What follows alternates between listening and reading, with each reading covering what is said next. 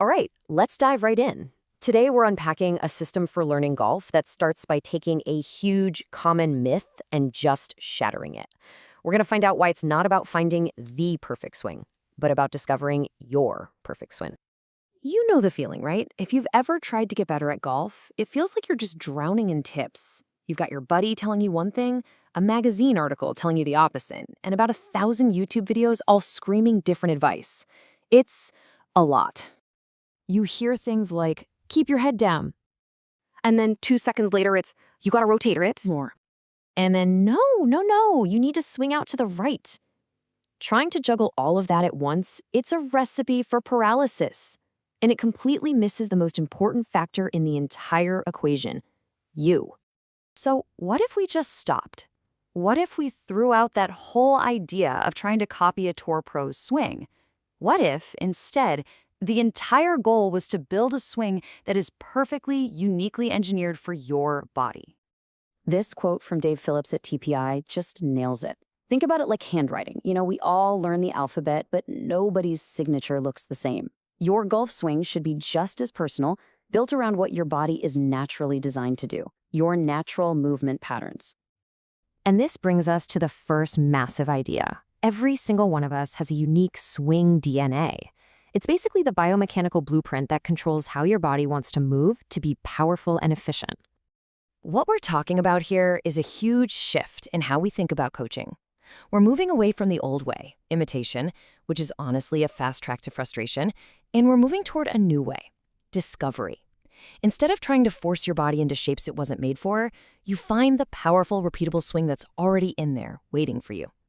So what does this DNA actually look like? Well, the system breaks it down into 3 main types of players: upper, mid, and lower core dominant. And look at this. Your perfect stance width or posture isn't some random thing you pick. It's determined by your DNA.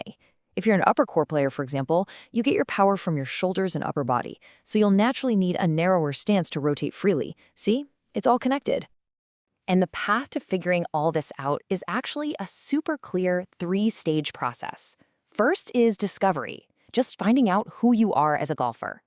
Next, you build the blueprint, which is based on that unique swing DNA we just talked about. And finally, you get to mastery, where you weave in the mental game and practice that actually has a purpose.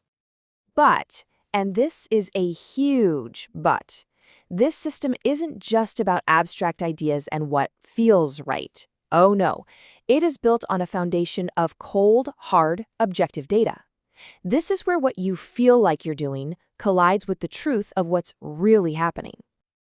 I absolutely love this quote because we've all been there, right? A coach tells you you're doing one thing, but it feels completely different. Well, data ends that argument.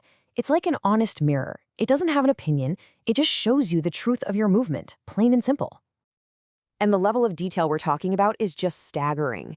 Tech like the Gears system captures over 600 data points on your body and the club in the blink of an eye.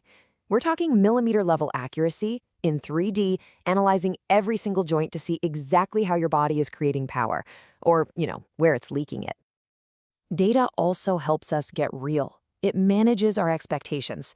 Get this. The average up and down percentage for the best players on the planet is only 56%.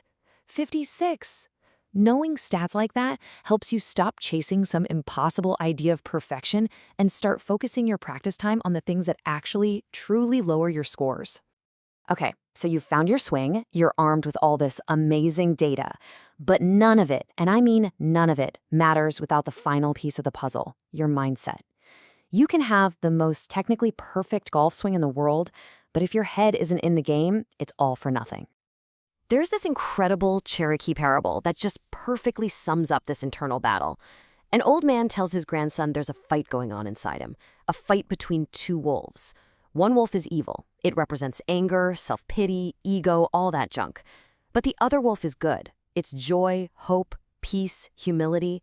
And that's the punchline, isn't it? Every single time you step up to a golf shot, you get to choose. Are you going to feed the wolf of doubt and fear? That's your inner critic. Or are you going to feed the wolf of confidence and trust? That's your inner coach. More often than not, the outcome of that shot depends entirely on which wolf you fed. So how do you actually do that on the course? You do it with a structured pre-shot routine. It's all about the think box versus the play box. Behind the ball in the think box, you're the scientist. You're logical, analytical, you assess the wind, the yardage, the lie. But once you commit and cross that line into the play box, all that thinking is over. Now you're the artist. You just see the target, trust the work you've put in, and let it go.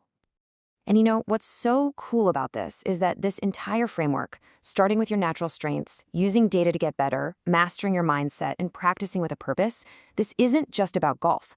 It's a universal blueprint for getting really, really good at any complex skill, whether that's playing the piano, learning a new language, or even being a better leader. So that's what I want to leave you with. Forget trying to be a copy of someone else. Forget the perfect model. What could you truly master? In golf, at work, in life, if you just stopped trying to imitate and instead finally started building from your own unique blueprint?